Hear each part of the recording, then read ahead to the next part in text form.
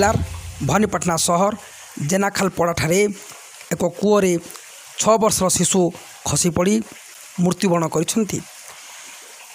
खबर पाई तांको परिवार अग्निशमन विभाग को एवं पुलिस को खबर देते पुलिस एवं अग्निशमन विभाग आसी 2 घंटा खोजाखोजी कलापर शिशुटी कूअरु बाहरी और डॉक्टरखाना निया डॉक्टरखाना डॉक्टर मृत घोषणा करते। एक दुखद घटना एक शिशु कूअरे पड़ी मृत्युवरण कर भवानीपाटना सहर।